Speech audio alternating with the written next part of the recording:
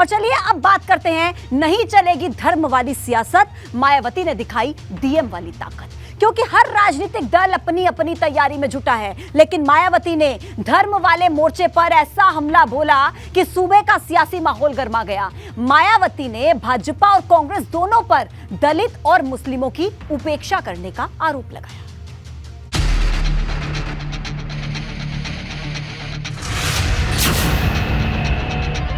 धर्म वाली सियासत पर माया का हमला, 24 में पूरा होगा बदला।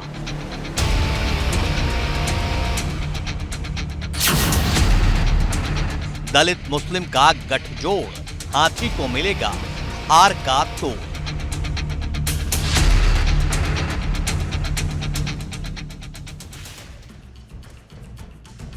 जैसे जैसे 24 की लड़ाई नजदीक आ रही है, सियासी जोर आजमाइश तेज होती जा रही है, क्योंकि अब मायावती ने हिंदुत्व वाली सियासत पर निशाना साधकर यूपी की राजनीति का पारा चढ़ा दिया है। मायावती ने भाजपा और कांग्रेस दोनों के सॉफ्ट हिंदुत्व को न सिर्फ टारगेट किया है, बल्कि ये कहते हुए माहौल गरमा दिया है कि हिंदू धर्म को छोड़कर बाकी सभी धर्मों की ये दोनों पार्टियां खुलकर उपेक्षा कर रही हैं। खासकर बीजेपी व कांग्रेस में अब इस मुद्दे पर काफ़ी प्रमुखता से लड़ाई चल रही है कि इन दोनों में से कौन बड़ा हिंदुत्ववादी है, वह हिंदू भक्त हैं। इससे ये जरूर स्पष्ट होता है कि हिंदू धर्म को छोड़कर बाकी सभी धर्मों की ये दोनों पार्टियां उपेक्षा कर रही हैं, क्योंकि अपने देश में अकेले या हिंदू धर्म को मानने वाले लोग ही नहीं रहते हैं।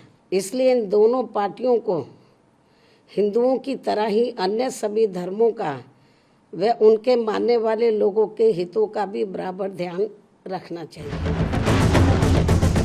दरअसल मायावती का फोकस मध्य प्रदेश, राजस्थान, छत्तीसगढ़ और तेलंगाना में होने वाले विधानसभा चुनाव पर है, जिसके लिए वो अपने दलित मुस्लिम गठजोड़ को फिर से मजबूत करने में लगी हैं, क्योंकि इन राज्यों में अगर मायावती ने दम दिखाया तो उसका असर 24 में भी नजर आएगा।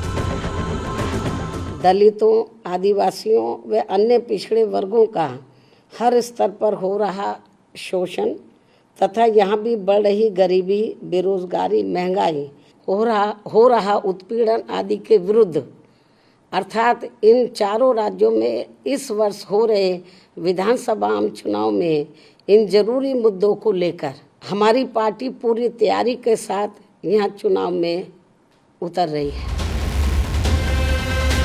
लेकिन मुस्लिमों की अनदेखी की जो बात मायावती ने कही है, उस पर भाजपा हमलावर हो गई है। भाजपा के अल्पसंख्यक मोर्चा के अध्यक्ष बासित अली ने ये कहते हुए मायावती के खिलाफ मोर्चा खोल दिया है कि मुस्लिमों के लिए जितना काम भाजपा ने किया है, किसी ने नहीं किया। तुष्टीकरण की और समाज को बांटने की जो राजनीति कर रही हैं, वो चलने वाली नहीं है। लोग समझ चुके हैं कि वो इस तरह की बातें केवल एक धर्म को, एक जाति के लोगों को खुश करने के लिए करती हैं, और वो लोग ये जान चुके हैं ये उनके ढकोसले हैं, इससे कोई लाभ उनको होने वाला नहीं है। गौरतलब है कि मायावती की कोशिश अपने सबसे मजबूत वोट को एकजुट करने पर है, जिसका एक बड़ा ट्रेलर मायावती यूपी में हुए निकाय चुनाव में दिखा चुकी हैं, जहां नगर निगम की 17 सीट में से 11 पर बसपा ने मुस्लिम उम्मीदवार पर भरोसा जताया था। मायावती इन चारों प्रदेशों में लगातार चुनाव लड़ती रही हैं और अब दलितों और आदिवासियों के मुद्दों को लेकर वो भारतीय जनता पार्टी और कांग्रेस की सरकारों पर निशाना साध रही हैं। मायावती ने साफ कर दिया है कि इन चारों राज्यों में वो गरीबी, महंगाई, बेरोजगारी और शोषण के मुद्दे को लेकर चुनाव मैदान में उतरेंगी। दरअसल दलित और मुस्लिम वोट बसपा की सबसे बड़ी ताकत रही है। इसी के दम पर बसपा की यूपी में 4 बार सरकार रही। इसी के दम पर मायावती यूपी के मुख्यमंत्री बनी। लेकिन मौजूदा समय में ये वोट बिखरता दिखाई दे रहा है।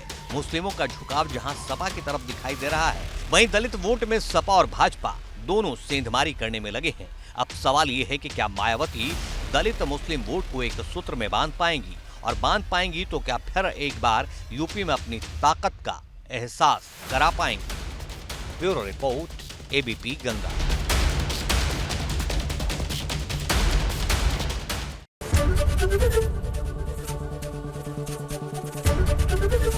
एबीपी गंगा, खबर आपकी, जुबान आपकी।